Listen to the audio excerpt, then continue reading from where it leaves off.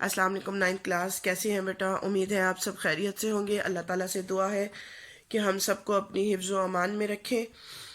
जी बेटा, last lecture में हमने की नात, और नात की हमने की तशरी, इसका मफ़हूम, मुश्किल अल्फाज के मानी। ठीक है, आज हम करेंगे इसकी मश्क। ठीक है, आज हम इसकी मश्क करेंगे। सबसे पहले देख लेते हैं, इसको फोकस कर लेते हैं। जी, सवाल नंबर 1 देखें, मुख्तसर जवाब दें।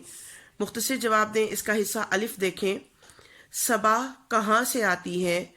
जी, इसका आंसर लिखेंगे हम। शायर कहती हैं कि सबा जो है वो यकीनन मदीने से आती है, क्योंकि इसमें मदीने के फूलों की खुशबू होती है। बे देखें, फूलों में किसकी खुशबू होती है? इसका भी इसी दोनों का आंसर मिलता जुलता ही रहे होगा। इसका भी आंसर कि शायद कहते हैं कि सबा जो है वो यकीनन मदीने से होकर आती है, क्योंकि उसमें मदीने के फूलों की खुशबू होती है। हिस्सा जीम देखें। हिस्सा जीम में देखें, शायर के दिल में क्या हसरत और आरजू है? जी, शायर के दिल में यही हसरत और आरजू है कि वो आप सल्लल्लाहु अलैहि वसल्लम के दर पर जिए, और उसे मौत भी आप सल्लल्लाहु अलैहि वसल्लम के ही दर पर आई। शायर अपनी हुर्मत और आबरू किस बात में ख्याल करते हैं?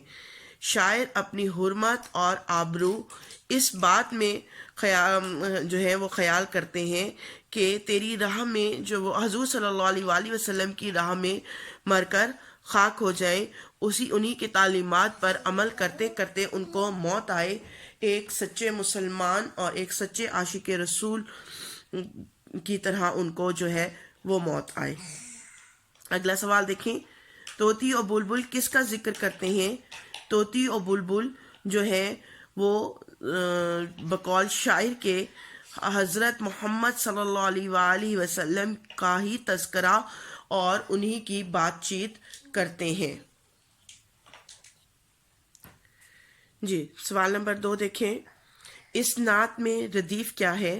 पिछले लेक्चर्स में आप लोगों को बता चुकी हूँ कि काफ़िए के बाद रदीफ इस्तेमाल होता है, और वह रदीफ वो अल्फाज होते हैं जो हमेशा एक ही रहते हैं, वो तब्दील नहीं होते। तो इस नात में रदीफ तू है। अगर आप नात को देखें तो ये देखें, तू है, ठीक है। ये जो है इसमें क्या है? रदीफ है। ठीक है बेटा।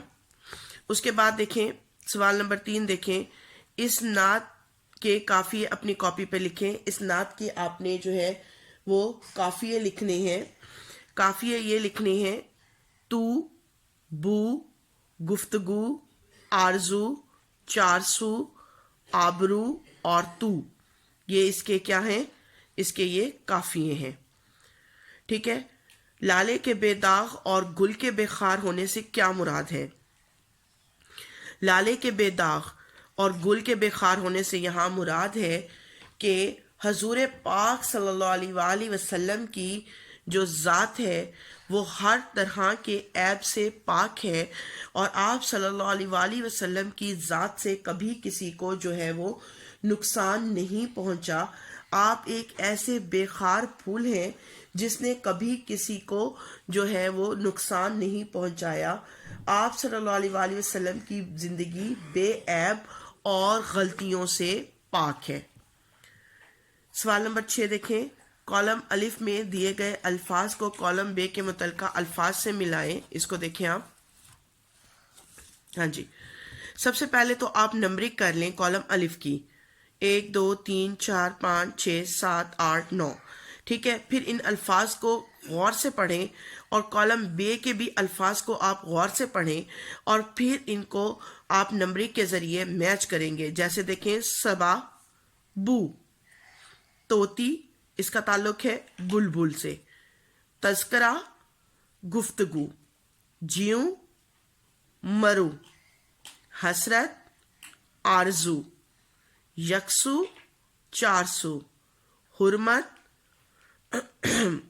आबरू, ज़हूर, نور مکاں لا مکاں.